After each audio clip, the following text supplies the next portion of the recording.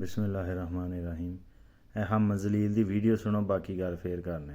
और आज की सबसे बड़ी खबर यह है कि पाकिस्तान के पास 6 ट्रिलियन डॉलर्स के मादनी ज़खायर मौजूद हैं और ये वो खेल से हम एनुअली कितने पैसे कमा सकते हैं? सर, कॉन्सेंट्रेट जो है पिछले 3-3.5 सालों में इसको चाइना एक्सपोर्ट कर दिया है। उससे कितना रेवेन्यू मिला है? तकरीबन 30 से 35 मिलियन जो है ना, इसकी हम रेवेन्यू जनरेट 35।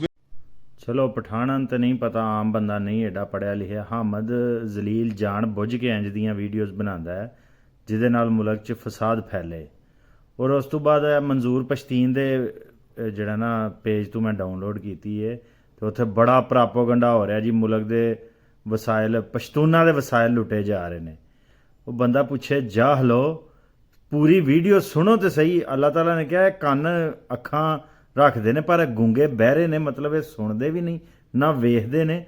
उसे वीडियो चो कह रहा 3-3.5 सालों के 30 ਤੋਂ 35 मिलियन डॉलर्स दे सिर्फ।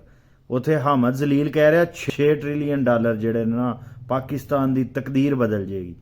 पाकिस्तान दे कोल पश्तूना दे कोल तुसी कर लो ना, इंजीनियर ने ना मशीनरी है। 3 सालों के सिर्फ 10 मिलियन डॉलर कितना होंदा है? 1 करोड़ डॉलर। तो 3 करोड़ डॉलर जिहड़ा वो 3 अरब तुसी ला लो। 1 करोड़ डॉलर जिहड़ा वो 3 अरब का होंदा, तो 9 अरब रुपये जिहड़े ने 9 अरब दे विच एवे ऊंट दे मूँह च जीरा जिहड़ा लुटिया जा रहा है। तो जे तुहानूं इन्ना ही पश्तूना दे रिसोर्सिस का शौक है तो इंजीनियर बनो, जिहड़ा मशीनरियां बनाओ, अपने मुंडे लाओ।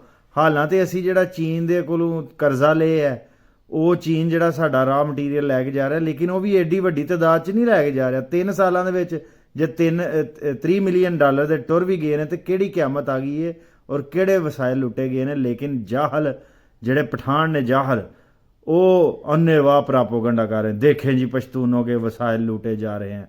और इंज दी हर दूजे चौथे दिन हामद जलील वीडियो बना देंदा है जिहदे नाल जाहलां नूं बांदरां हार होर नच्चण दा मौका दे देंदा है। और मंजूर पश्तीन नर होंदा जिहड़ा सच बोले।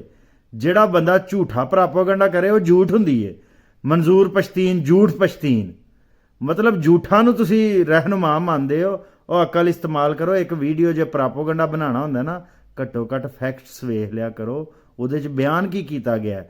अन्नेवाह पागलां हर जदों रौला पाओगे तो कहोगे सानू घूक नहीं मिल रहे, तो उहदे बदले च दुनिया छित्तर मारदी है। जिन्ने मर्जी तुसी जिन्नी देर जाहल रहोगे तो रौला पाओगे और गुरूर करोगे अही 1000 साल तू होरे केड़ी असा भार ढा लिया। वो जिन्ना रौला पाओगे, जिन्ना गुरूर करोगे, जिन्नी नस्ल परस्ती करोगे, दुनिया 'च छित्तर पैणगे।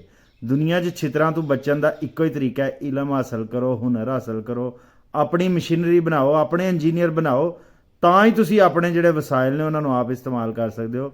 ਮੇਰਾ ਕੰਮ ਹੈ ਤੁਹਾਨੂੰ ਅਕਲ ਸਿਖਾਉਣਾ, ਅੱਗੇ ਤੁਹਾਨੂੰ ਆਏ ਨਾ ਆਏ।